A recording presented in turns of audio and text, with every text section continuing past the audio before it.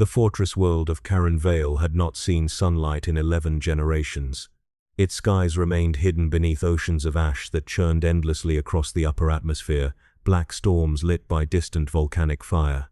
Vast cathedrals of iron rose through the darkness like the ribs of dead giants, their towers crowned with burning censers that exhaled smoke into poisoned heavens. Across the planet's endless trench cities, billions survived within the shadows of manufactories whose engines had groaned without pause for centuries beyond memory. Faith endured there because nothing else could. At the center of the capital hive stood the Basilica Mortuum, oldest of all sanctuaries upon Karen Vale. Entire dynasties had rotted within its walls. Saints had been embalmed beneath its foundations. The bones of executed prophets lined its corridors inside crystal coffins veined with silver scripture. Pilgrims crossed continents merely to kneel before its sealed undercrypts, where ancient kings were said to sleep beneath the throne of mankind. High Confessor Malik drifted through those depths with mechanical slowness. Age had consumed most of him. Bronze respirators covered his lungs. Half his skull had been replaced by prayer engines that clicked softly while feeding sacred hymns into the remains of his nervous system. Only one eye still belonged to flesh. It stared through the cathedral dark with permanent exhaustion. Behind him marched 12 censer-bearers wrapped in ash-gray robes. None spoke. Sound itself felt unwelcome in the undercrypts. The descent had begun 3 hours earlier, after tremors shattered several lower reliquaries beneath the basilica. Entire vaults had collapsed into unknown depths, revealing corridors absent from all recorded schematics. Such discoveries were dangerous. Forgotten places often concealed forgotten sins. Malik carried the burden of investigating them personally. The procession reached the final staircase shortly before midnight cycle. There, the architecture changed. Imperial stonework vanished. The walls ahead possessed no scripture, no saints, no carvings of devotion. Vast black slabs formed the corridor with impossible smoothness, fitted together so perfectly that no seam remained visible between them. Dust did not gather upon their surfaces. The air itself seemed colder within their presence. One of the censer-bearers whispered a prayer. Another began bleeding from his nose. Malik said nothing, yet unease coiled slowly through the remains of his organic mind. The corridor felt ancient in ways he could not measure. Not old like kingdoms, not old like humanity. Older. The party advanced beneath dim lantern globes until they reached a circular chamber buried impossibly deep beneath the fortress city. Then the chanting began. Not from living throats. The sound emerged from the walls themselves. Low murmurs echoed through the stone in thousands of overlapping voices, speaking a language no servant of the Empire should have recognized, yet understanding arrived instinctively within Malik's thoughts. The whispers spoke, not in words, but in hunger. A censer-bearer collapsed screaming. His skin twisted violently as veins darkened beneath the flesh. Before the others could react, his body ruptured from within. Blood splashed across the black floor. Silence followed. Then came laughter. Soft at first. Patient. Ancient. The chamber trembled. Across the center of the floor rested an immense circular seal hidden beneath centuries of dust. Symbols unlike any known imperial script covered its surface in concentric rings. 4 massive chains extended from the seal into surrounding darkness, each as thick as a warship's hull. Malik stepped closer, despite the terror gripping his attendants. At the seal's center rested a throne. Not a throne of kings. A restraint. Countless spikes emerged from its structure, each stained black with age. Skeletal remains still hung impaled upon them, fused into the metal by time beyond calculation. Some bones were human, others were not. The laughter returned. This time it came from beneath the throne. The seal cracked. One chain snapped instantly with a sound like continental fracture. Every lantern extinguished. Darkness swallowed the chamber whole. The censer-bearers began praying in panic, their voices collapsing into hysteria as invisible movement circled them within the void. Something massive shifted beneath the floor. Malik heard claws scraping stone older than civilization itself. Then 2 crimson lights opened below the throne. Eyes. Not glowing. Watching. A pressure descended upon the chamber so immense that several attendants fell unconscious immediately. Others tore at their own faces while sobbing prayers through ruptured teeth. Blood ran upward along the walls against gravity itself. Malik alone remained standing. The mechanical hymns within his skull had stopped completely. The thing beneath the throne spoke. "What year," it asked softly, "belongs to this grave?" Its voice did not echo through air. It echoed through bone. Malik struggled to answer. His limbs no longer obeyed him fully. "In the name of the eternal throne," he whispered. The eyes narrowed. "Throne?" The second chain broke. The entire chamber lurched violently as cracks spread across the seal. Black vapor poured upward from below, carrying the stench of ancient battlefields and burned flesh. Within that rising darkness, shapes writhed briefly against perception. Towering corpses, crowned figures, mouths opening endlessly in silent agony. Malak felt memories entering his mind that were not his own. Cities drowning in blood. Golden temples split apart beneath black fire. A four-armed silhouette standing atop mountains of the dead while the sky itself screamed around him. The confessor collapsed to one knee. At last the entity began emerging from beneath the throne. Four pale arms reached upward first, marked with blackened scars resembling ritual cuts. Fingers like ivory blades wrapped around the fractured seal. Slowly, impossibly, a figure pulled itself from the abyss below. It wore no armor. It needed none. Dark markings covered its flesh like living scripture. Its body appeared almost human, yet wrong in subtle ways the mind rejected instinctively. Too perfect, too still.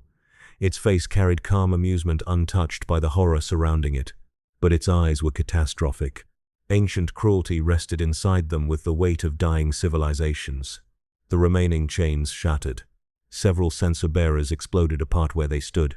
The figure stepped fully into the chamber and gazed upward toward the unseen world above, as though sensing the countless billions living upon the planet overhead.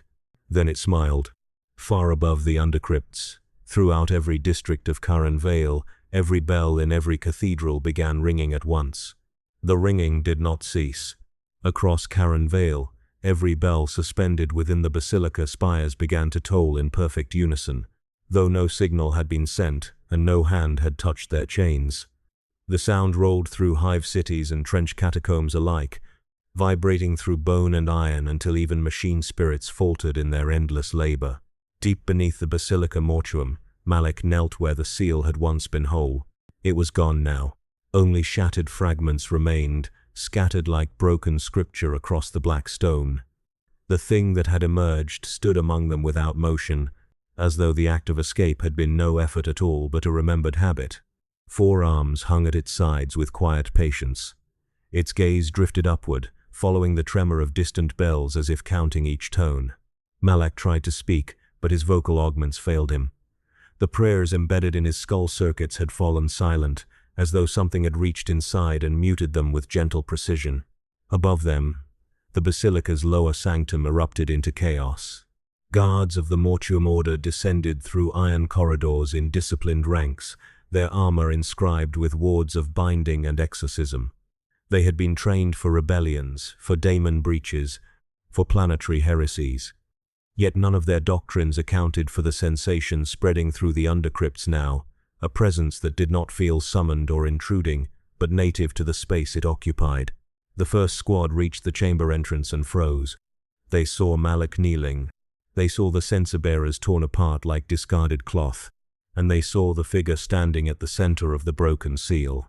A long silence followed, broken only by distant bells and the faint sound of stone still settling from fractures too deep to measure. Then the captain spoke. "By decree of the Basilica Mortuum," he said, voice amplified through helm vox, "identify yourself."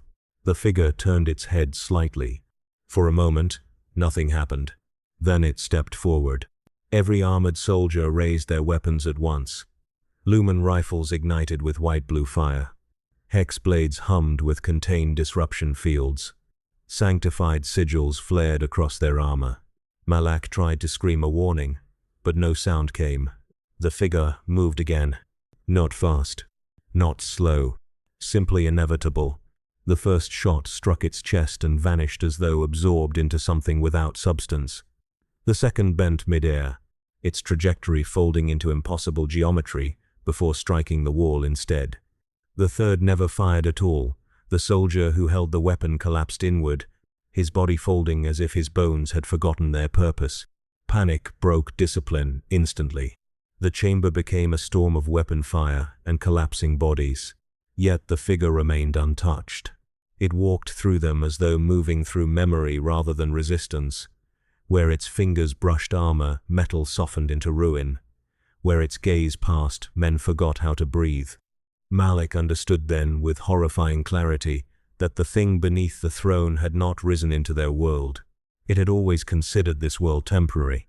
When the last of the mortuum order fell silent, the chamber returned to stillness broken only by the soft drip of blood into ancient cracks. The figure stood among the dead. Then it looked at Malik. The confessor felt his remaining organic eye weep without command. "Why do they wear devotion like chains?" the entity asked softly. Malik forced his body to move. He bowed his head. Because faith is all that remains when truth is unbearable. The entity seemed to consider this.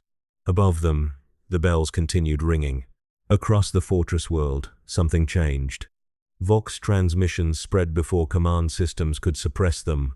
Every channel, military, ecclesiastical, civilian, began receiving the same distorted signal. Not language, not code, a resonance, a pattern of sound that shaped itself into meaning inside the listener's mind. A proclamation without speaker. A presence without origin. Within hours, entire districts of Karen Vale fell into synchronized reverence. They called it the Saint, not because it demanded worship, because it refused nothing. Survivors of the Undercrypt massacre spoke of a being that walked through death without hatred, that ended violence not with wrath but with absolute dismissal of its relevance. To them, it was not destruction, it was correction. And so belief spread faster than fear. Within a single planetary cycle, armed pilgrim hosts began forming in the lower hive levels. What remained of the mortuum order fractured into competing interpretations of doctrine, each attempting to define what had been witnessed beneath the basilica. Some named it judgment, some named it salvation, some named it the return of an older truth buried beneath imperial myth. Malak was carried, still alive, barely functional, into the upper sanctum chambers, where high confessors gathered around fractured data slates and trembling augur readings. His testimony was recorded, dissected, and rewritten into liturgical fragments within hours. But none of it mattered, because the entity had already moved, not outward in conquest. Upward. Through sealed vaults and sanctified corridors it ascended without resistance. Every door that should have required rites of passage opened before it as though remembering a forgotten authority. Every machine guardian that attempted interception simply ceased functioning at proximity. By the time it reached the basilica's outer steps, the first of the Hollow Legion arrived. They descended from orbit in silence. Black dropships marked with unblessed sigils pierced the ash storms above Karen Vale, breaking atmosphere like falling judgments. The Hollow Legion did not answer to any known imperial command structure. They were relic warriors, assembled from forgotten crusades and unrecorded purges, bound only by oath to eliminate entities classified as reality-degrading anomalies. Their commander observed the surface through fractured auspex, a world already kneeling, and at its center, a figure standing alone upon the basilica steps, surrounded by worship and ruin in equal measure. The commander spoke once. Target confirmed. Saint-class distortion. The dropships opened, and the sky began to fall in disciplined fire. The sky over Karen Vale did not break so much as it surrendered. The Hollow Legion's descent came not as invasion, but as execution written in fire. Dropships carved luminous scars through the ash-choked atmosphere, their hulls chanting machine litanies that predated the current empire's founding. Each vessel descended in perfect geometric discipline, forming a widening lattice of destruction above the basilica spires. From the steps below, the figure that the dying world had begun to call Saint lifted its gaze. Malik, dragged half-conscious between collapsing pilgrims and screaming acolytes, felt the shift in pressure before the first strike landed. The air itself tightened, as though reality had decided to brace for impact. Then the bombardment began. Lances of contained stellar fury struck the upper sanctums of the Basilica Mortuum, peeling away centuries of stone and sanctity in moments. Entire spires disintegrated into molten dust. Bell towers shattered mid-ring, their sound cut short as if the world had forgotten how to finish the note. Yet the saint did not move. It stood where it had emerged from beneath the throne, surrounded now by rising ruin, watching the sky open itself in disciplined annihilation. The Hollow Legion's second wave deployed. From descending craft, armored figures fell like deliberate judgment. Each warrior was encased in void-forged plate, etched with anti-entity geometry, their helms sealed without expression or humanity. They did not shout. They did not hesitate. They simply landed in formation across the basilica steps and surrounding plazas, encircling the saint with absolute precision. Their commander's voice cut through shared voxnet. Containment Doctrine Varkesh Red Litany initiated. Reality distortion entity to be neutralized without negotiation. At once, the Legion began its chant. It was not prayer. It was recursion. A repeating sequence of syllables designed to erode conceptual stability around a target, spoken in harmonized layers by hundreds of synchronized throats. The air shimmered as the litany took hold. Stone beneath their feet began to desaturate, losing texture as if existence itself was being simplified. Malik, still alive within the collapsing perimeter, felt his memories fray. Names became uncertain. Time lost coherence. Even pain began to feel optional. The saint tilted its head slightly, listening. For the first time since its emergence, something like curiosity passed through its expression. Their words are thin, it said quietly. They try to unmake what they cannot understand. The Legion advanced. Their weapons did not fire in bursts, but in synchronized pulses of structural deletion. Beams struck the saint from all directions, not burning flesh but attempting to rewrite the physical laws that allowed its form to persist. Space around it fractured into layered grids of imposed non-existence. For a moment it appeared to work. The saint's outline blurred. Its body fragmented into overlapping impressions, as though reality itself struggled to decide what shape it should take. The Legion commander registered confirmation. Containment threshold reached. But Malik saw something else. He saw the saint smiling again. Not in defiance. In recognition. Then the fragmentation stopped. All at once. As if a hand had closed around the concept of erasure and refused it entry. The saint stepped forward. The containment grid collapsed inward instead of outward, folding like dying parchment. Legion warriors nearest the center were lifted from the ground without touch, their armored forms bending into impossible angles before vanishing into compressed silence. No explosion followed. No corpse remained. Only absence. The red litany faltered for the first time. A single break in synchronization rippled through the formation, and that break spread instantly. What had been a unified machine of doctrine became fragmented individuals realizing, too late, that their faith in procedure no longer applied. The saint walked through them, not as executioner, as inevitability. Where its presence passed, armor ceased to recognize itself as armor. Weapons forgot their function. Entire squads collapsed as their collective meaning dissolved into incoherence. The battlefield of the basilica steps became quiet in uneven patches, as though reality itself were losing interest in maintaining consistency. Above them, the remaining Legion ships adjusted orbit. The commander issued a second order. Escalate. Varkesh absolute liturgies. Far above Karen Vale's atmosphere, the fleet began rewriting its own structure. Engines reconfigured into vast resonant organs. Hull plating unfolded into geometries resembling scripture given mechanical form. Entire ships aligned into a planetary scale pattern, forming a floating cathedral of intent. Malik, now barely conscious, understood enough to whisper a broken prayer. The saint heard it, and for the first time, it looked upward at the sky not as a boundary, but as an object of interest. The atmosphere over Varkesh began to sing. The red liturgies had become something else entirely. No longer weapons, but a declaration encoded into reality itself, a promise that existence would be corrected whether it resisted or not. The saint raised one hand, and the sky hesitated. The sky did not fall. It waited. Across the upper atmosphere of Varkesh, the Hollow Legion's cathedral fleet stabilized into perfect alignment, each vessel locked into a position that mirrored the others with obsessive precision. What had once been warships were now instruments of doctrine, their hulls resonating with the accumulated weight of the red liturgies.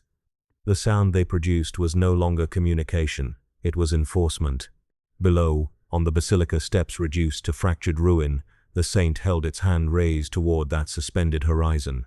For a moment, nothing changed. Then the air above the planet tightened as though the world itself had been grasped by an unseen will. The ash storms halted mid-motion. Falling debris froze. Even the distant fires within the hive cities ceased. Their flicker, suspended between combustion and extinction. Malek, drifting in and out of consciousness, felt time itself become uncertain. The saint lowered its hand slightly, and the sky answered. The Hollow Legion's absolute liturgies activated in full. A sphere of geometric resonance unfolded across Varkesh's orbit, not as light or energy, but as layered command structures imposed upon reality. Each ship contributed to the formation, broadcasting synchronized doctrinal sequences that rewrote the concept of persistence itself. Within the sphere's boundary, existence was no longer permitted to deviate. The effect cascaded downward. Mountains began to lose definition first, their edges softening as if remembering they had once been concepts rather than matter. Oceans stilled into perfect reflective plains. Entire regions of the hive world became flattened diagrams of themselves, stripped of irregularity.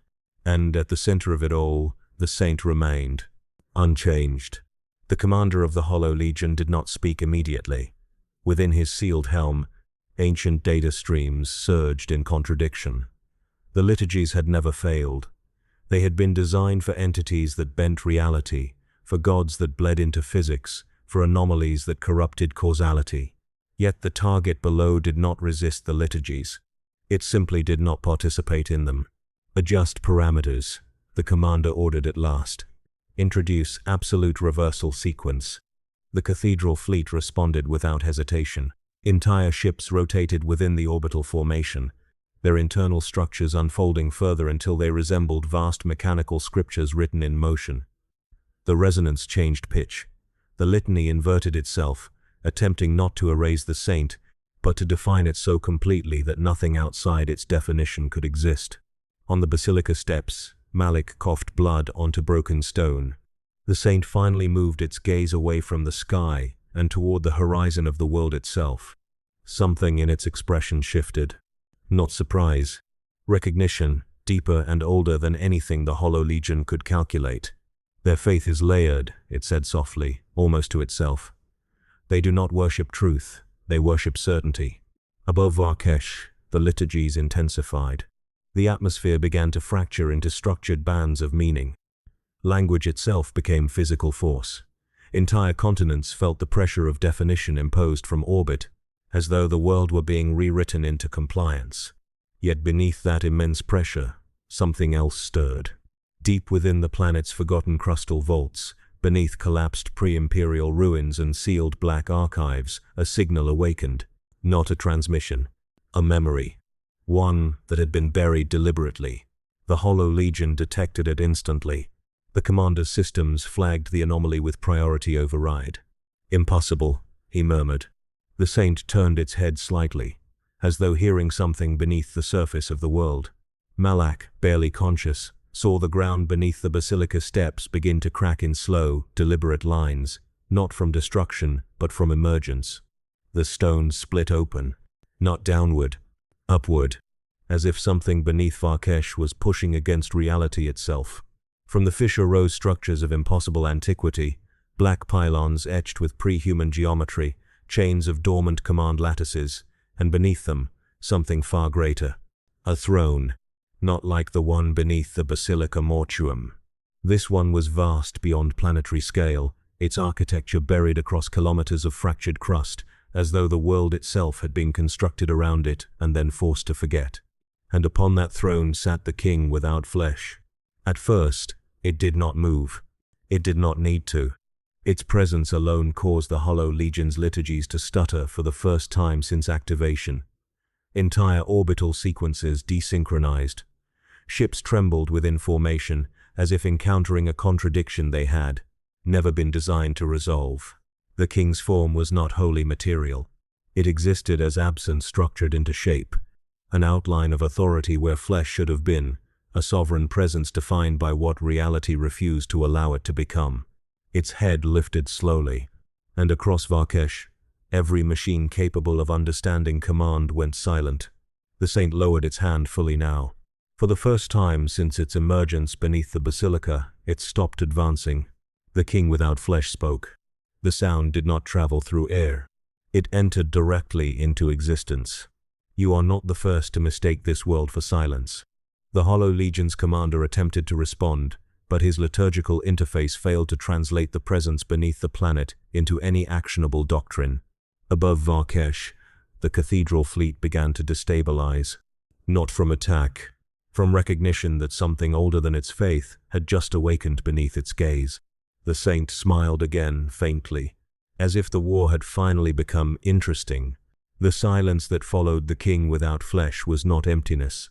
It was interruption. Across Varkesh, the Hollow Legion's cathedral fleet hung in fractured orbit, its absolute liturgies faltering in cascading waves of instability. Ships that had once moved as a single doctrinal organism now drifted in uncertain geometry, their resonance fields collapsing into irregular pulses. The sky itself, once rigid with imposed meaning, began to loosen. Far below, the saint stood upon the shattered basilica steps, watching both the heavens and the rupture beneath the world. And beneath that rupture, the king without flesh remained seated upon its buried throne.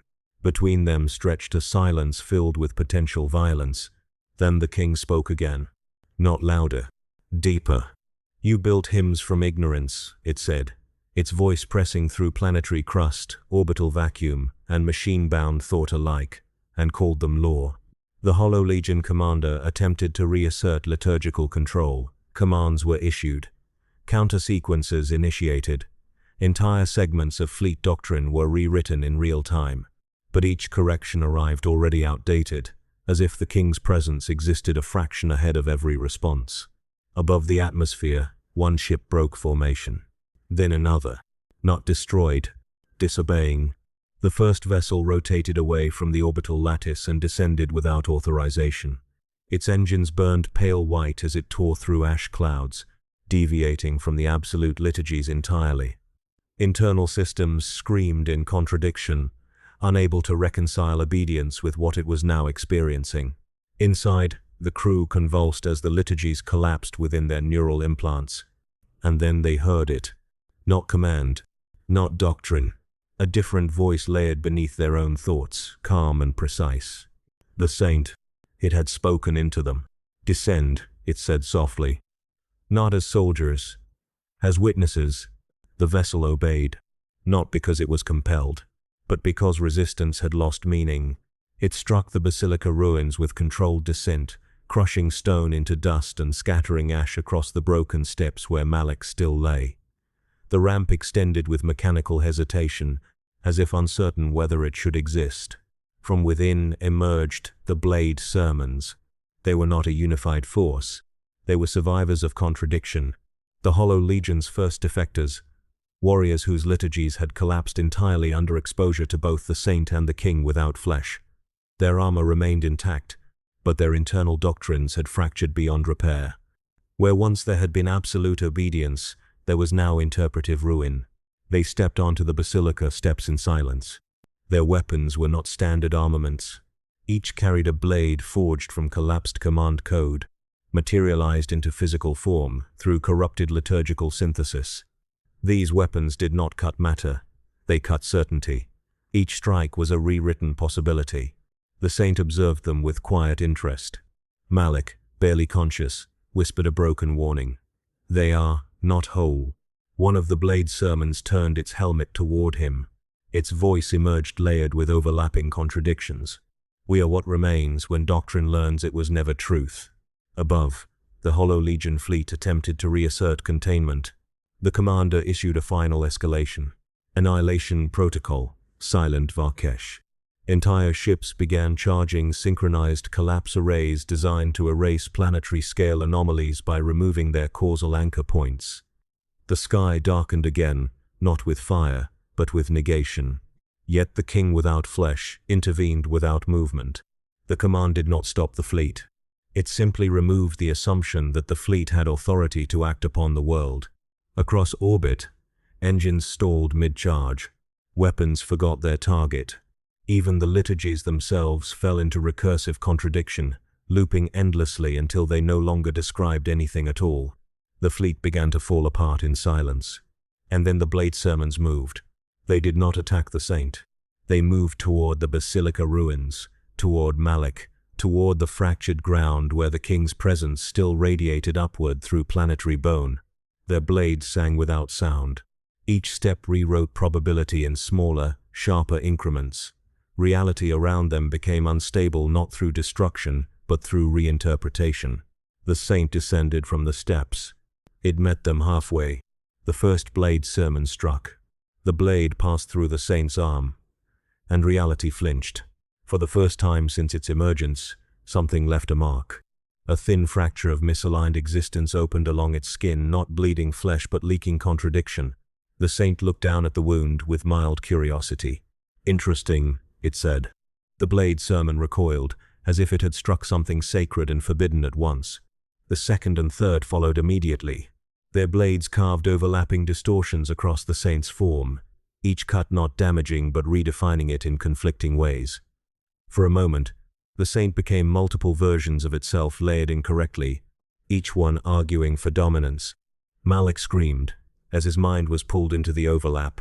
Above them, the king without flesh observed without interference, as if allowing a principle to test itself. The saint raised one hand again, but this time it did not stop the strikes. It listened to the sermons within the blades, to the fractured doctrines inside their broken obedience. And then it spoke, not to them but through them. "You were made to enforce certainty," it said calmly. "But certainty is only a refusal to listen." The blade sermons hesitated. In that hesitation, the king without flesh stirred beneath the world. The basilica steps cracked wider. Something in the planet's foundation began to shift, as if the confrontation above had awakened a deeper response. And for the first time since the war began, all three forces, the saint, the blade sermons, and the king without flesh, stood aligned across a single moment of suspended inevitability, where the next movement would no longer belong to doctrine, but to whatever truth survived its collapse. The planet began to move beneath them, not with the violence of tectonic collapse nor the fury of orbital bombardment, but with the slow awakening of something that had remained still for too long. Across Varkesh, fractures spread beneath hive cities and cathedral foundations alike, carving immense geometric wounds through continents already scarred by industry and war. The Hollow Legion fleet continued to unravel above the atmosphere. Without the stability of the absolute liturgies, the once perfect cathedral lattice dissolved into isolated vessels drifting through fields of broken resonance. Some ships attempted retreat, others remained suspended in recursive system loops, trapped within doctrines no longer capable of defining reality around them. And below, upon the shattered steps of the Basilica Mortuum, the saint stood facing the blade sermons while the king without flesh watched from beneath the world. Malak understood then that Varkesh had ceased to be a battlefield. It had become a threshold. The blade sermons lowered their weapons first. Not in surrender, in recognition. The fractures cut across the saint's body by their impossible blades still remained, thin seams of misaligned existence shimmering faintly across its pale skin. Yet those wounds did not weaken it. They transformed it. Around the edges of those cuts, reality bent unevenly, revealing fleeting glimpses of other skies and other deaths layered beneath the visible world. The saint seemed pleased by them. "You have learned to wound certainty," it said softly. One of the blade's sermons removed its helm. The warrior beneath was ancient beyond ordinary lifespan, his flesh threaded with blackened circuitry and ritual scars burned directly into bone. His eyes no longer held allegiance, only exhaustion sharpened into purpose. "We were made to silence anomalies," he said. "But you are not disorder." The saint tilted its head. "No," it answered. "I am appetite." The words settled over the ruins like descending ash. Far above Varkesh, alarms erupted throughout the surviving Hollow Legion vessels. Auspex systems detected impossible gravitational convergence forming at the edge of the system itself. What first appeared as sensor corruption soon became visible. Through observation ports across the fleet, stars were disappearing, not dying, being consumed. At the outer boundary of the Varkesh system, darkness spread in circular patterns around entire suns. One after another, stellar bodies vanished behind expanding spheres of absolute black, as though colossal mouths had opened within the void and begun feeding upon light itself. The commander of the Hollow Legion watched in silence. His remaining doctrine engines attempted classification. None succeeded. The first black sun fully formed beyond the seventh orbital frontier. It did not radiate absence. It radiated hunger. And around it moved shapes too immense for comprehension. Vast silhouettes gliding through the darkened stellar grave like predators beneath frozen oceans. Malek collapsed fully to the broken stone. His organic eye trembled upward toward the heavens. The old prophecies, he whispered weakly. The king without flesh responded at last. They are not prophecies, it said from beneath the planet. They are memories. The saint smiled. Then another black sun appeared. And another. Entire constellations vanished behind expanding void spheres as the system's outer stars were devoured one by one. Every surviving fleet vessel attempted emergency warp translation, but the void itself had begun to distort. Navigation systems failed instantly. Distance no longer behaved correctly. The feast had begun. Across Varkesh, billions fell to their knees without understanding why. Some prayed. Others screamed. Many simply stared upward as daylight collapsed into widening circles of perfect darkness. The Blade sermons turned toward the heavens in silence. Their fractured doctrines recognized something ancient unfolding beyond the limits of imperial comprehension. Not invasion, not conquest. Consumption ritual. The saint stepped forward to the edge of the shattered basilica. Its gaze lingered upon the black suns with unmistakable familiarity. "You remember me," it murmured. And the void answered. The nearest black sun pulsed once. Every surviving human mind on Varkesh felt it simultaneously. Not as sound, but as acknowledgement. Vast consciousnesses stirred within the devouring dark, aware now of the presence standing below. The Hollow Legion commander issued final extermination authority. All remaining vessels armed their stellar collapse arsenals at once. If the black suns reached the inner system, nothing within Varkesh would survive. The commander no longer cared about doctrine, containment, or preservation. Only delay remained possible. The fleet fired. Beams capable of piercing moons erupted across the void toward the nearest black sun. Reality tore open around the barrage, entire sections of space igniting beneath the force of concentrated stellar violence. The attacks vanished into darkness. Not absorbed. Eaten. Then the black sun moved. Not through space. Through meaning. In a single impossible instant, it appeared above the fleet itself. Thousands of kilometers wide, the sphere eclipsed the heavens entirely. Ships disappeared beneath its shadow before alarms could finish sounding. Hulls twisted inward without explosion. Entire vessels folded silently into spiraling fragments that vanished into the dark. No debris escaped. No signal remained. The feast consumed all things equally. Below, the saint watched with quiet fascination, while the king without flesh remained utterly still beneath the world. Only now did Malak understand the horror fully. The king feared the saint, but the black suns recognized it. And somewhere within that impossible darkness, ancient hungers had begun gathering once more around the one thing they still remembered by name. The sky above Varkesh disappeared completely. Darkness replaced the heavens above Varkesh. The black suns hung across the atmosphere like wounds burned through creation itself, immense spheres of devouring silence that eclipsed every remaining trace of starlight. Their presence did not merely consume illumination. It altered perception. Distance stretched incorrectly beneath their shadows. Time staggered in uneven pulses. Entire districts of the hive world slipped into temporal fractures where moments repeated endlessly before collapsing into stillness. And throughout the planet, the singing began. At first it resembled distant prayer. Soft voices rising from beneath cathedral floors and manufactorum corridors, carried through ventilation shafts and rusted transit tunnels. Workers halted beside sacred engines. Pilgrims froze mid-confession. Soldiers lowered weapons as unfamiliar harmonies emerged from their own throats without permission. The sound came from inside them. Not mind. Flesh. Beneath the skin of every living thing upon Varkesh, something ancient had awakened. Malik heard it while dying upon the broken basilica stones. His ruined body no longer obeyed ordinary biology. Exposure to the saint, the king without flesh, and the feast beyond the heavens had transformed him into something balanced uneasily between revelation and dissolution. Vines darkened beneath his parchment flesh, pulsing in rhythm with the impossible choirs now spreading through the planet. The songs carried no language, yet every listener understood their meaning instinctively. Freedom through surrender, peace through consumption, unity through annihilation. Across the shattered hive cities, riots ceased instantly.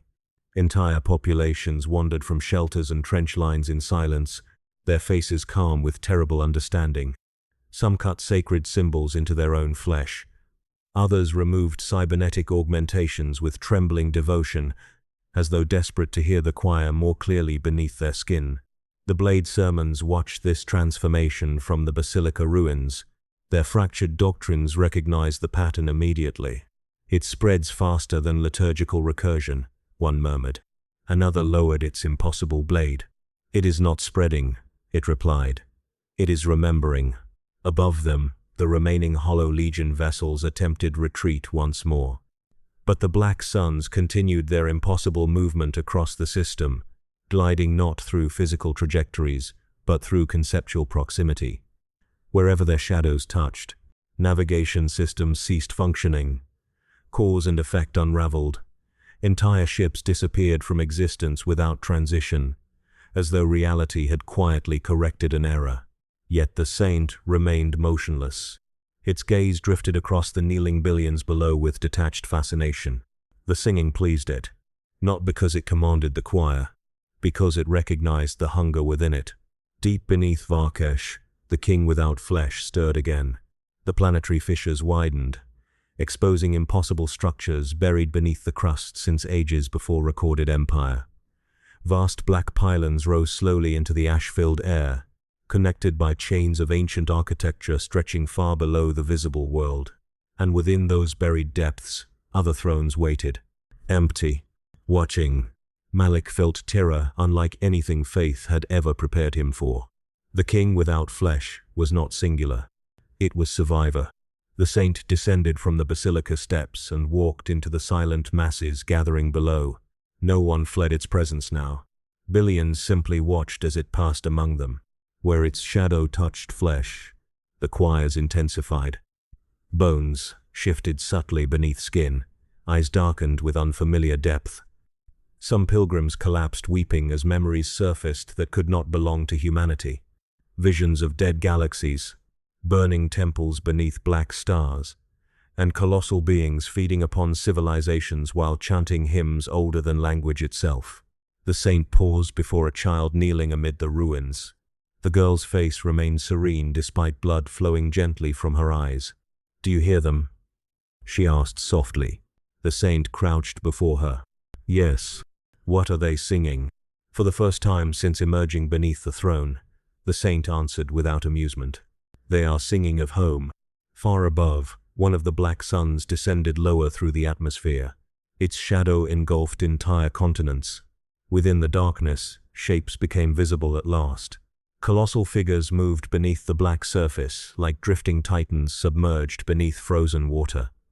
Limbs larger than cities pressed faintly against the veil of consumed light. Eyes opened briefly within the dark, vast and patient. The feast was not complete. It was arriving. The Hollow Legion commander understood this before his vessel vanished. His remaining fleet had become irrelevant. Weapons no longer mattered against entities capable of consuming meaning itself. Even doctrine failed within their presence. So he transmitted one final message into the collapsing imperial networks. Not a command. A warning. Seal all pilgrimage routes. Burn every archive connected to Varkesh. If the choirs spread beyond this system, humanity will not recognize its own thoughts within a century. The transmission ended abruptly as darkness swallowed the vessel whole. Below, the saint lifted its gaze toward the descending black sun, and for the first time, something in its expression resembled anticipation. The king without flesh spoke from beneath the planet once more, its voice carrying through stone, blood, and memory alike. "They have come because they believe you are unfinished." The saint smiled faintly. "Perhaps I am." Then the first voice emerged fully from within the choir beneath humanity's skin. "Not billions. One. Ancient beyond measure." And every living soul upon Varkesh screamed simultaneously as the voice whispered the same impossible name into their bones. The name arrived without sound. It was not spoken. It was not transmitted. It unfolded inside every mind on Varkesh as a single collapsed certainty, as though reality itself had briefly paused to imprint a designation into existence. The billions who knelt beneath the black suns did not hear it with ears or feel it with thought. They recognized it the way a body recognizes fire before pain begins, and in that recognition, the choir beneath the skin changed pitch. The shift was immediate. What had been a soft, unified hymn of surrender fractured into layered harmonics, each tone now aligning with something far larger than the planet. Across continents, people raised their heads in unison, eyes reflecting impossible geometries that did not belong to human sight. Far above the atmosphere, the black suns slowed their descent. Not in hesitation, in reverence, Malik felt his remaining consciousness torn between opposing pulls. The saint's presence still radiated through the ruins of the Basilica Mortuum, steady and curious, while beneath the world the king without flesh pressed upward through buried architecture that no living record could explain. Between them now entered something else entirely, something vast enough to make both feel momentarily secondary. The ground beneath Varkesh began to sing, not metaphorically, structurally. Entire tectonic plates vibrated with harmonic resonance, as if the planet itself had been built upon dormant instrumentation now finally awakening. Cracks opened across continents not as destruction but as alignment, forming vast interconnected channels that stretched deeper than mantle or core. From those depths, the cathedral engine began to rise. It did not emerge as a single object. It revealed itself in stages. First came the spires, monolithic structures of black alloy and impossible mineral composition, each 1 kilometers wide, pushing upward through crust and ocean alike, without resistance. They were not built in the conventional sense. They were revealed, as though the world had been concealing them beneath layers of forgotten reality. Then came the connecting lattice. Vast chains of geometric infrastructure extended between the rising spires, forming a planetary-scale framework that bent perception around itself. Every junction hummed with buried intelligence. Every intersection carried echoes of commands older than imperial language. Finally, the engine's core awakened. Deep beneath the basilica ruins, the ground split entirely, exposing a chasm that had no visible bottom. From it rose a structure so immense that Malik's mind refused to comprehend its totality. It was not simply large, it was foundational, a mechanism that suggested Varkesh had never been a world, but a component in something far older. The saint stepped backward once. The blade sermons fell to their knees involuntarily, their fractured doctrines overwhelmed by the scale of what was emerging. Even the king without flesh went silent for a moment. Then the cathedral engine spoke. Not in language, in function. Every black sun in the system responded instantly. Their surfaces pulsed in synchronized recognition, as if receiving a command they had been waiting eons to obey. The devouring spheres halted their consumption of nearby stars and turned instead toward Varkesh's orbit, forming a concentric pattern above the system like a celestial circuit completing itself. The hollow legion's remaining vessels, still drifting in fragmented doctrine failure, began to reassemble themselves automatically. Broken ships aligned into new formations without crew instruction, their hulls reshaping to match ancient schematics now reactivated within their core systems. The commander's last surviving logs recorded only one phrase before silence consumed his vessel. Engine authentication confirmed. Below, Malach began to scream without sound as memories that were not his own forced themselves into awareness. He saw Varkesh before its history. He saw worlds being placed rather than formed. He saw civilizations built not upon soil, but upon functions. planets designed as components within a structure that spanned beyond the reach of stars. And at the center of it all, the cathedral engine waited for activation that had never fully completed. The saint watched the rising spires with an expression that no longer belonged to curiosity alone. It belonged to recognition. "You are not a world," it said softly. The engine answered through every structure simultaneously. "I am the frame upon which hunger is written." The black suns responded immediately. Their descent accelerated. Across the sky, darkness thickened as entire regions of the system vanished behind expanding void spheres. Yet now the consumption was not random, it was directed, controlled.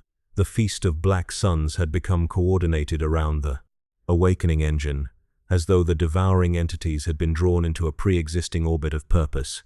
The king without flesh moved again beneath the planet. For the first time, its voice carried strain.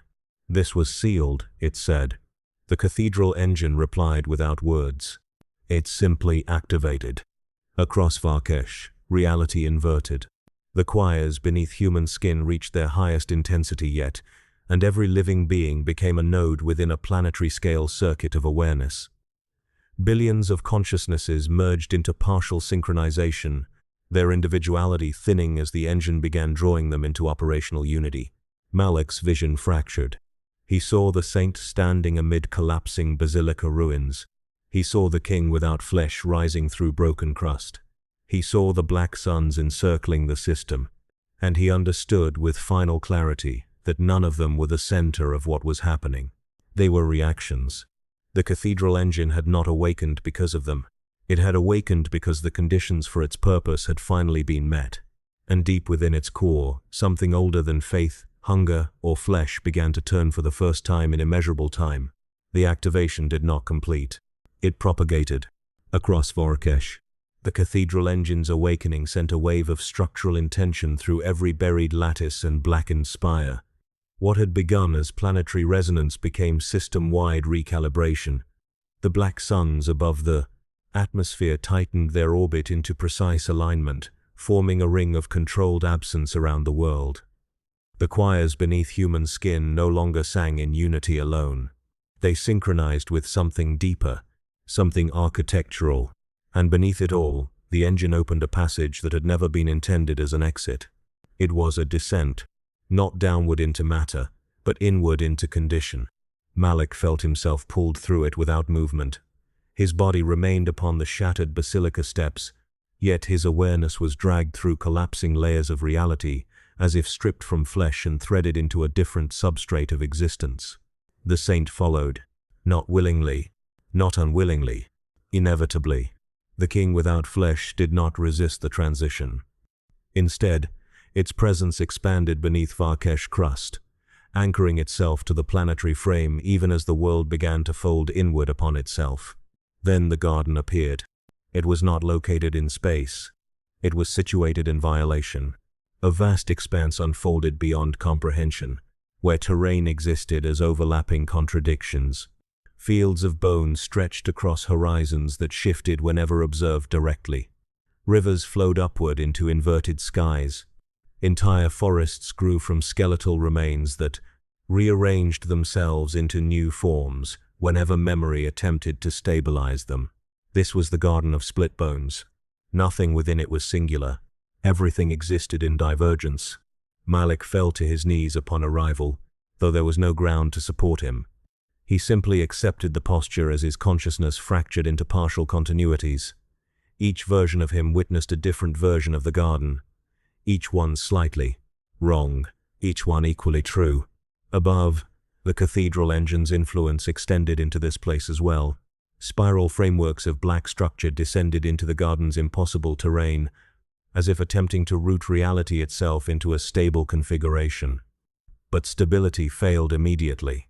The garden refused to be fixed. Every attempt at definition resulted in multiplication rather than correction. The saint stood among the split terrain, watching branches of bone grow, collapse, and reassemble in recursive cycles. "It is not a place," it said softly. "It is disagreement made permanent." The blade sermons arrived next, yet they did not enter as a unified force. Each step they took through the threshold fractured them further. 1 became 3. 3 became 7. Each iteration carrying slightly different histories, slightly altered loyalties, all equally convinced of their original purpose. Their blades, forged from collapsed doctrine, began to hum erratically as the garden rewrote the certainty that sustained them. The king without flesh manifested across multiple horizons simultaneously, not as a single presence, but as overlapping sovereignties. Each instance of it observed a different layer of the garden, each perceiving a different truth about what Varkesh had become. One saw the engine as prison, one saw it as altar, one saw it as correction. None of these interpretations reconciled, and so the king spoke across all versions at once. "This is where you were hidden," it said. The garden responded by changing shape. Bone forests inverted into crystalline lattices. Rivers of marrow became streams of lightless thought. The sky fractured into stacked dimensions where suns bloomed and died in the same instant. The black suns above the system reacted violently. Their orbit destabilized as they attempted to anchor themselves to a moving definition of reality. The feast had never encountered a domain that refused consumption through instability alone. Here, even hunger lost coherence. Every attempt to devour resulted in the target becoming something else before ingestion completed. The saint stepped forward deeper into the garden. Its wounds from the blade sermons had not healed. Instead, they continued to evolve, each fracture becoming a window into alternate expressions of itself. Through one, it saw endless mercy. Through another, infinite violence. Through another, a silence so complete it resembled origin. Malik crawled behind it, unable to distinguish whether he was following or preceding his own death. The cathedral engine's influence reached its limit. Its structure, extended across planetary and interstellar layers, attempted to impose coherence upon the garden of split bones, and failed. For the first time since its awakening, the engine encountered a domain that refused to be integrated. The garden did not resist it. It multiplied it. Every stabilizing function produced instability. Every structural correction generated divergence. The engine's own architecture began to split into incompatible versions of itself, each one claiming authenticity while denying the others. The king without flesh observed this with growing stillness. Then it said a single truth that resonated through every fractured layer. "You were never meant to awaken here." The saint turned toward it, and for the first time, its expression lost curiosity entirely. Something older stirred beneath its calm. Not hunger, recognition, as if the garden of split bones had not been created to contain them, but to reveal what they had always been inside. The garden of split bones did not collapse. It inverted. Reality folded through itself in cascading layers as the cathedral engine's failed attempt at stabilization triggered a broader systemic response. What had been a domain of recursive contradiction became a bridge of unstable continuities, each fracture now acting as a corridor rather than a rupture. The saint, the king without flesh, Malik, and the blade sermons were no longer within a place. They were within an interface. Above all layered existence, the black suns adjusted again. Their formation around Varkesh tightened into a precise orbital geometry, not of consumption, but of observation. The feast had paused its expansion, as though recognizing that the substance it intended to devour had shifted into a state too complex to ingest cleanly. The devouring spheres remained present, immense and patient, but now they waited. Something else had taken precedence. The throne world eclipse had begun. It was not an astronomical event. It was recognition by higher structures of authority. Across the fractured layers of reality, the garden's impossible terrain aligned itself into a singular axial convergence. Bone fields, inverted rivers, crystalline sky fractures, and overlapping dimensions all rotated slowly toward a shared center. That center was not physical. It was declarative. Malik felt himself drawn toward it without motion once again. His consciousness, already fragmented by prior transitions, began collapsing into a narrower focus as the garden forced all divergent interpretations toward a singular point of confrontation. He saw it first as distance, then as memory, then as inevitability. At the center of the throne world eclipse, stood a structure that had not been visible before. It had always been present, simply unacknowledged. A throne suspended within layered impossibilities, built not from matter but from accumulated decisions that had never been allowed to resolve. Around it orbited fractured crowns, each one representing civilizations that had attempted to claim authority over the underlying structure of reality itself. The king without flesh manifested before it instantly, but this time, it was singular. The garden's multiplicity collapsed its overlapping versions of the king into one continuous presence, forcing it into coherence against its nature. The strain of that convergence rippled through its form, but it did not break. It only became more precise. "The engine is not the first frame," the king said. The saint appeared beside it without transition. Its wounds still shimmered with contradictory realities, yet now those contradictions aligned toward the throne as well.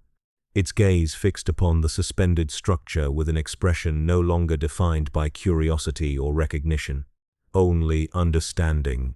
"The garden was not beneath anything," it said softly.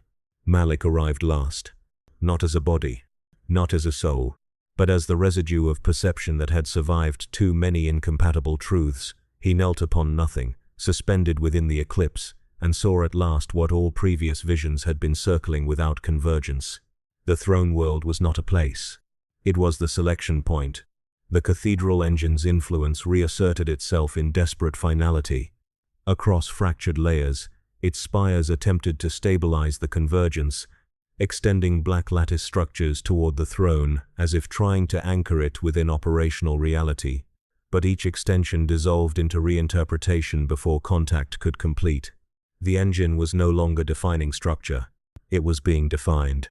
Above the eclipse, the black suns shifted again, their formation now aligned not around Varkesh, but around the throne world itself.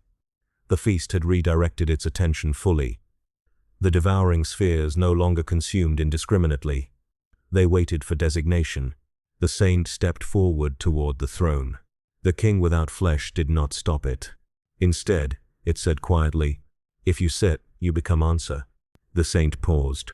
For the first time since its emergence, it did not immediately respond.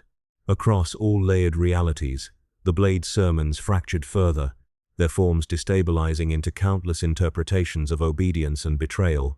Some collapsed entirely.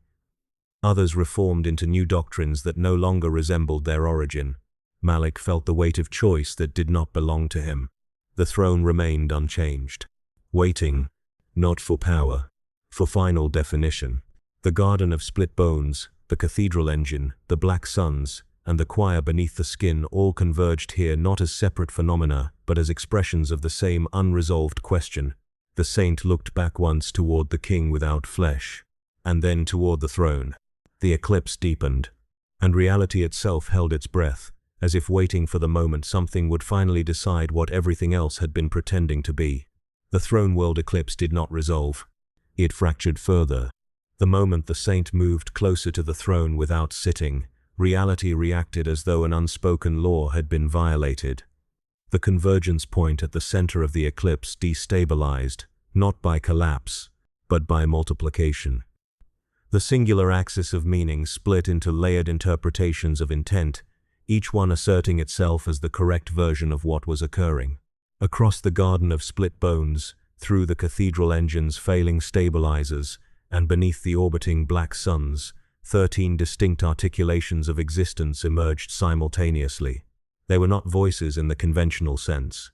They were governing languages of reality attempting to overwrite each other. The War of 13 Tongues had begun. Malik felt his perception shatter again, but this time in structured form. Each fragment of his awareness was assigned to a different tongue, each one translating the same moment into incompatible truths. In one, the saint approached divinity.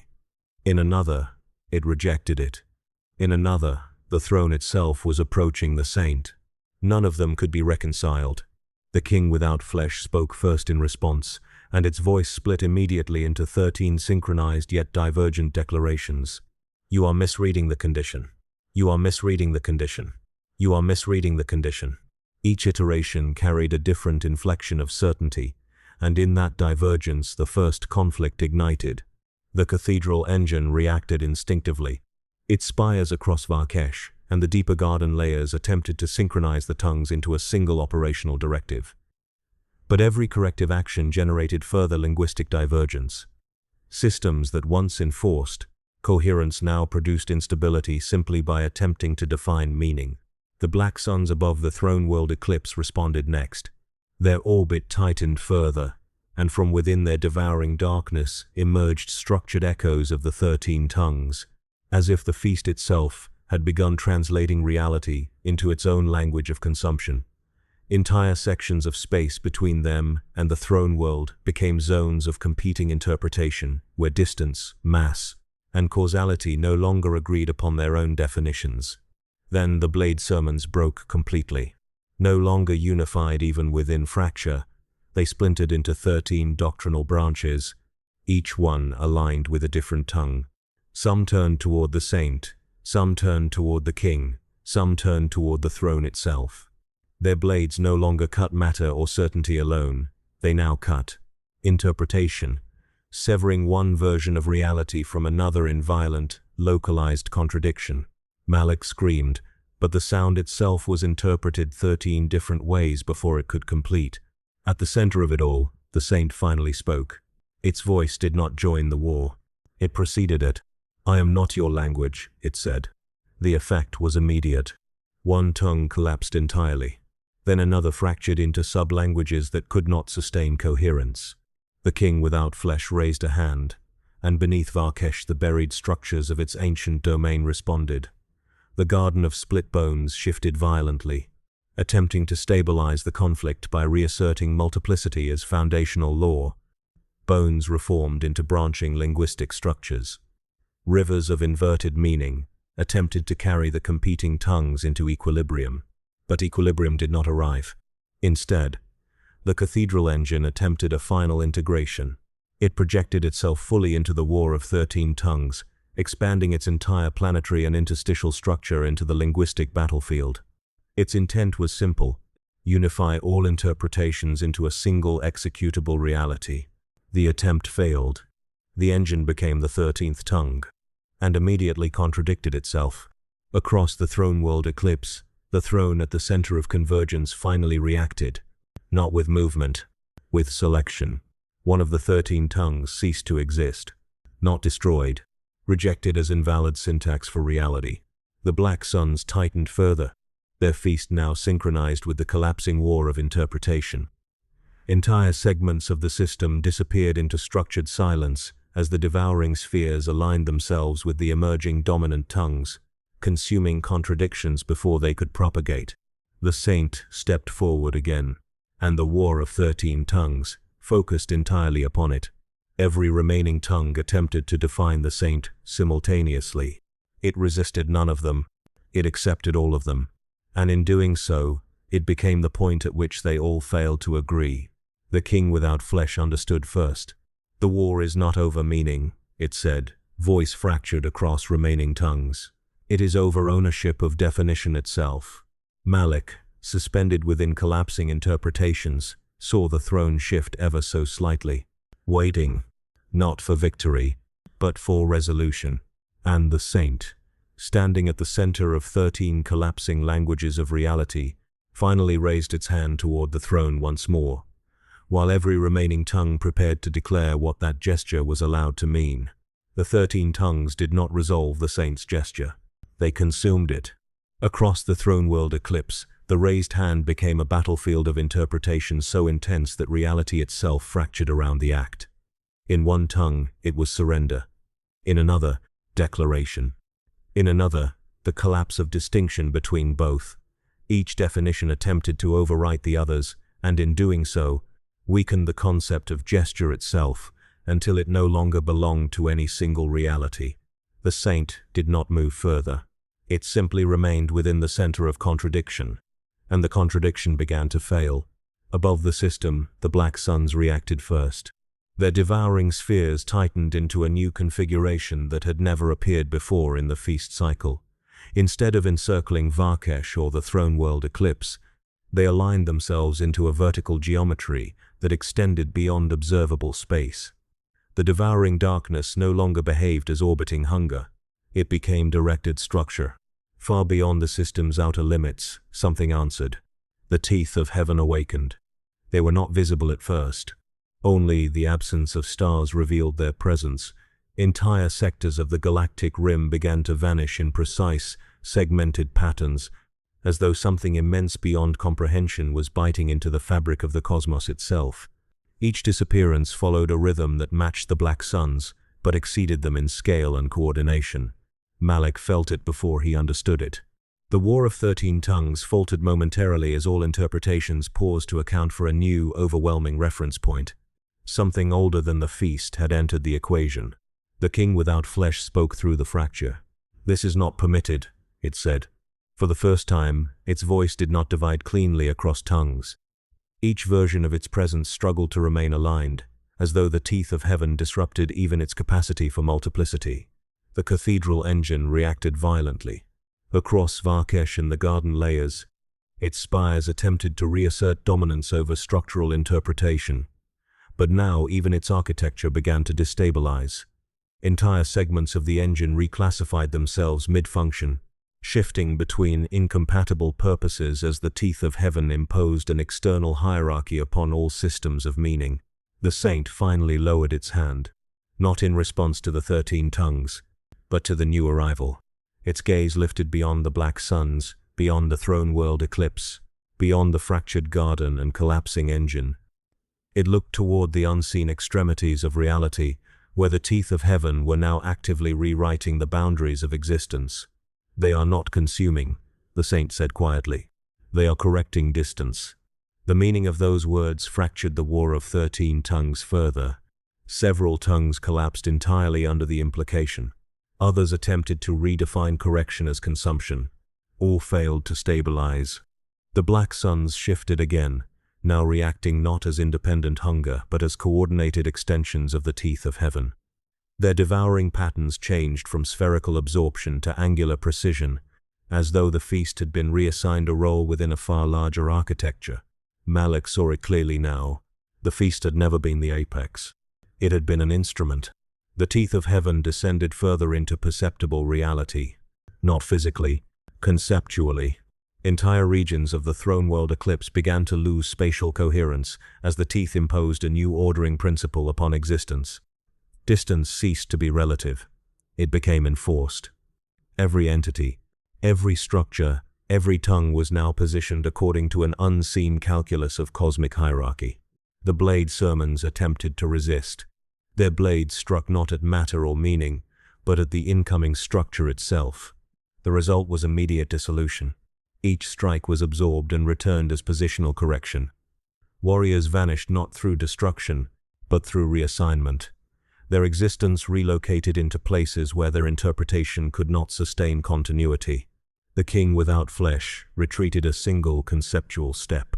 "That which evaluates us has returned," it said. The saint turned fully toward the horizon where the teeth of heaven now eclipsed even the Black Suns. For the first time, anticipation and recognition converged within its expression. The War of 13 Tongues could no longer sustain itself under this pressure.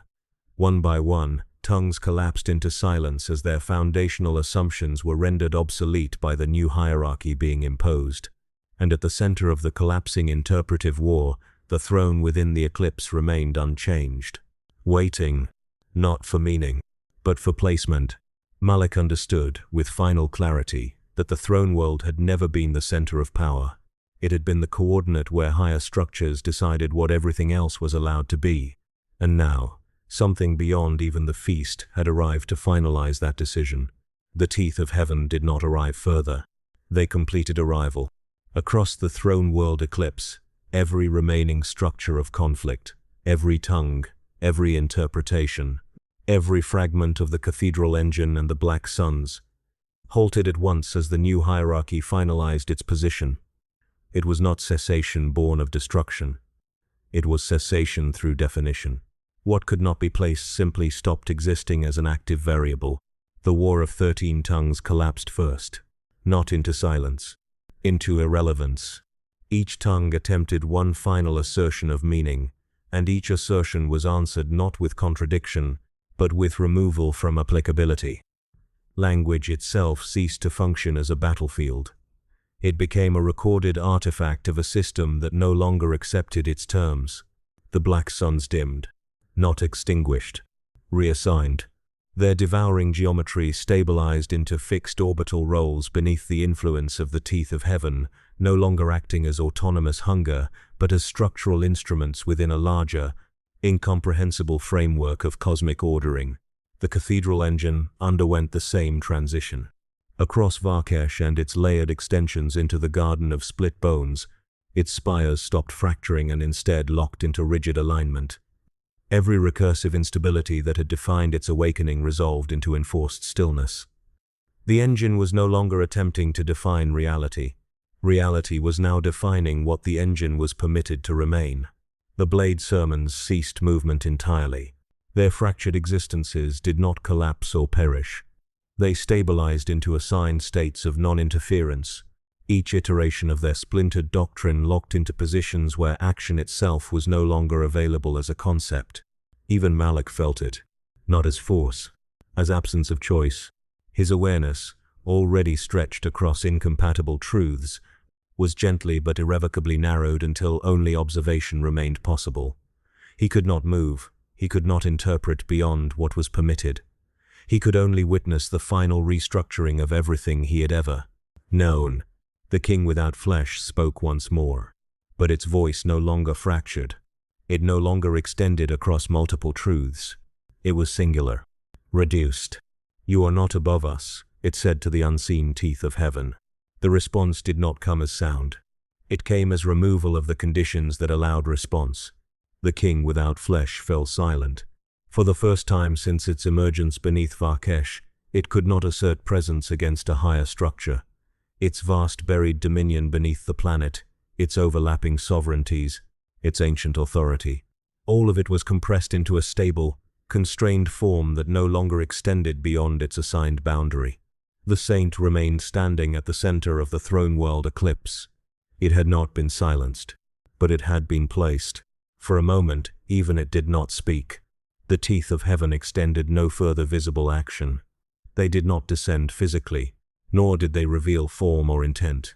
Their presence was defined entirely through consequence. Every system that had once competed for dominance now existed in calibrated suspension under their imposed hierarchy. And within that hierarchy, there was no war left to fight. Only arrangement.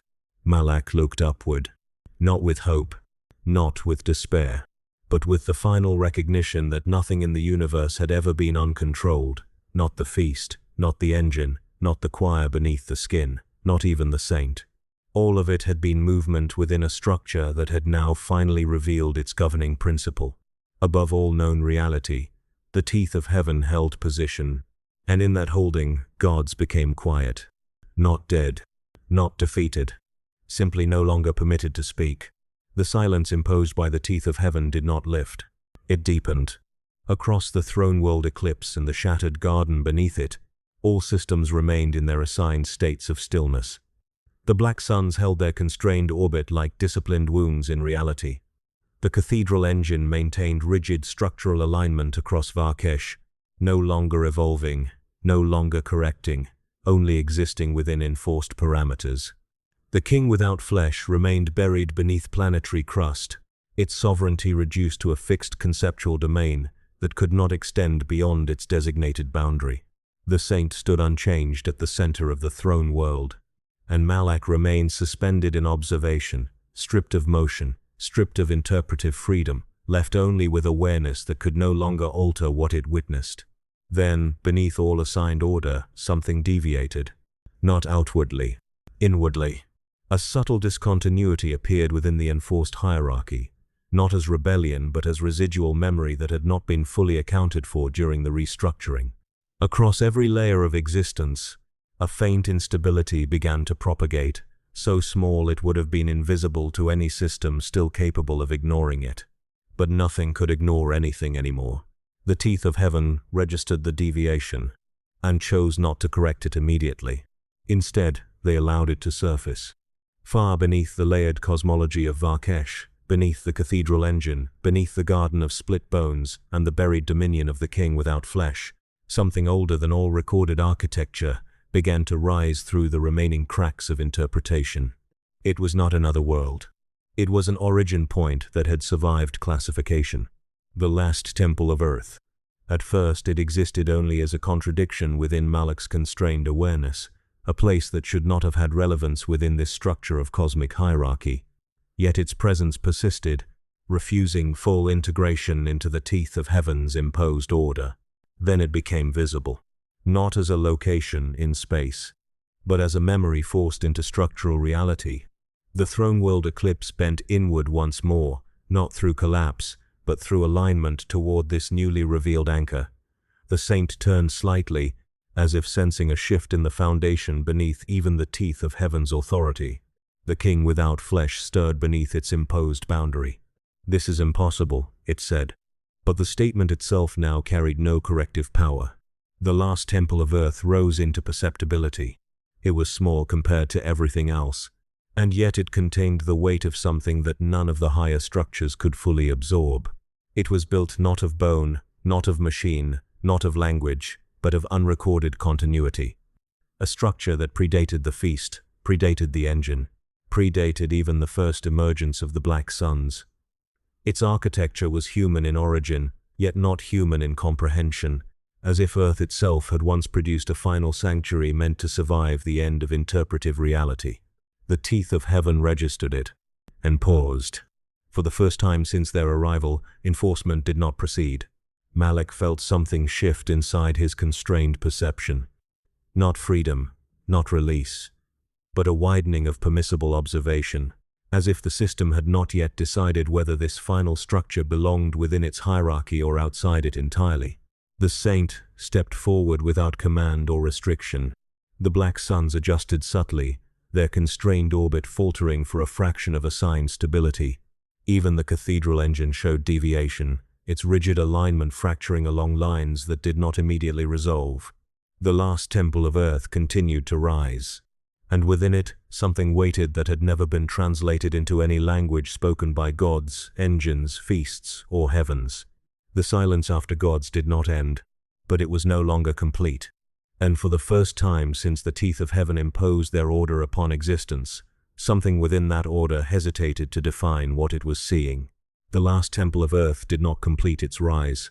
It paused at the threshold of full manifestation, suspended between being and refusal, as if awaiting acknowledgement from a hierarchy that no longer knew how to classify it. Across the throne world eclipse, every stabilized structure held its position with enforced stillness, yet within that stillness something had begun to shift again. Not outward expansion, inward reconsideration. The teeth of heaven registered the temple more fully now, not as anomaly, but as unresolved origin. Their imposed order across the black suns, the cathedral engine, the garden of split bones, and the king without flesh remained intact. Yet each system carried within it a newly introduced tension, the inability to finalize interpretation of this singular structure. And within that inability, the silence after gods began to thin. Malak felt it first as pressure returning to perception, not freedom, not movement, but the reintroduction of uncertainty into a reality that had been stripped of it.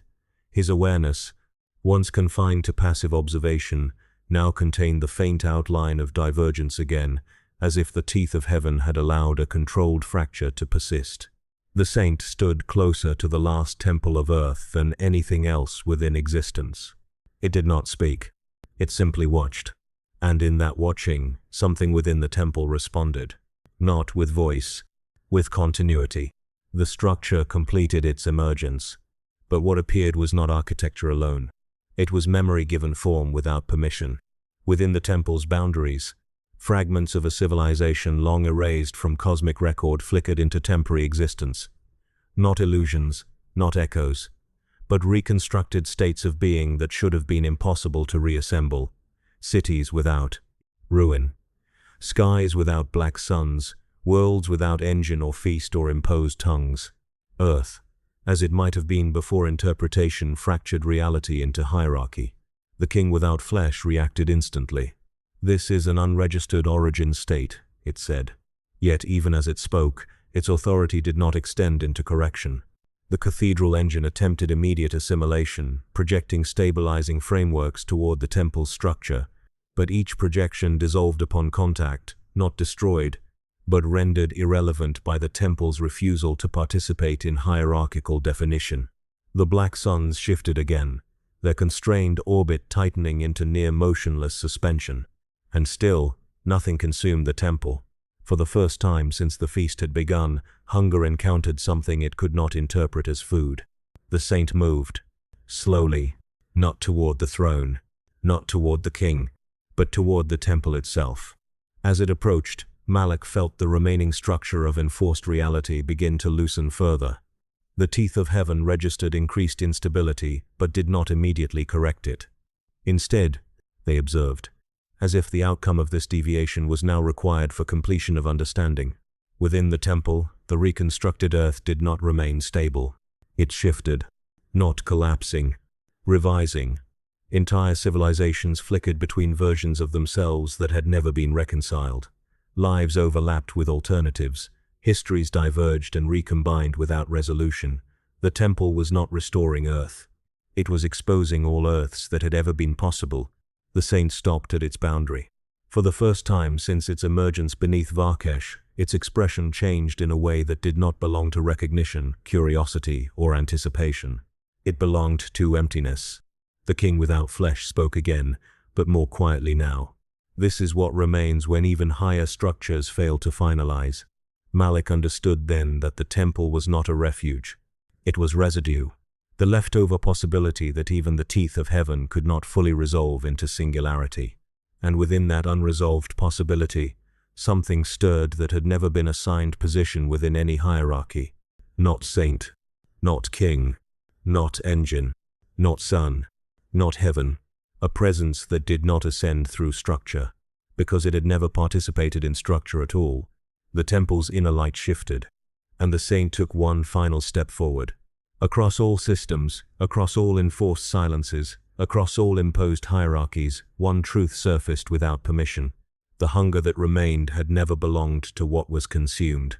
It belonged to what refused to be defined even after the consuming was complete.